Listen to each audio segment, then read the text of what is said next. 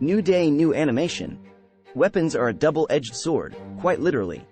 On one hand, they have the power to take lives and intimidate people into submission. But on the other hand, they can also be used as a deterrent to prevent violence and promote peace. The key is in how they are used. In the hands of a responsible, well-trained individual, a weapon can be a tool for protecting oneself and others. However, in the hands of someone who is untrained, reckless, or unethical, a weapon can become a deadly threat to innocent people. It's up to us to use this power wisely and responsibly, to ensure that our weapons are always being used for good, rather than for evil. The power of a weapon is undeniable. It has the ability to both kill and bring peace. Throughout history, weapons have been used to conquer lands and rule over people. However, they have also been used to defend against enemies and protect those who cannot protect themselves. The same weapon that can be used to take a life can also be used to save a life. It all depends on the intention of the person wielding it. It is up to us to choose how we use the power of weapons. Will we use them to bring about destruction and chaos, or will we use them to bring about peace and protect those in need? The choice is ours.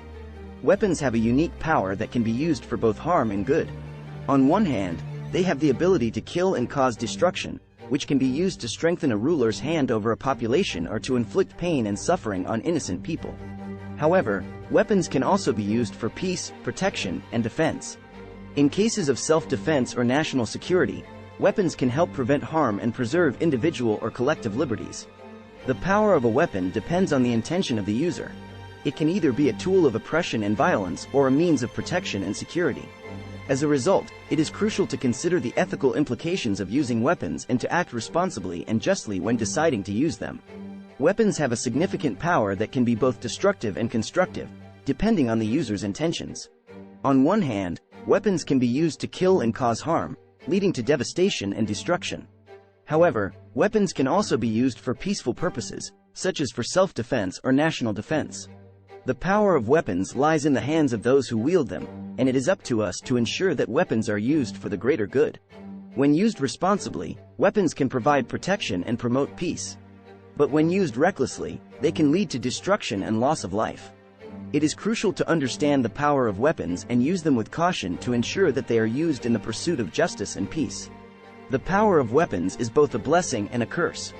On one hand, weapons can be used to protect and defend people and countries from threats. In the right hands, weapons can promote peace and stability. However, weapons can also be used to kill and destroy. In the wrong hands, weapons can cause devastating harm and destruction. It is up to those who wield the power of weapons to use them responsibly and with care. Ultimately, the power of weapons lies not in the weapons themselves, but in the intentions and actions of those who use them. Weapons can be a powerful tool in the hands of those who wield them. In the wrong hands, they can be deadly and cause destruction and chaos.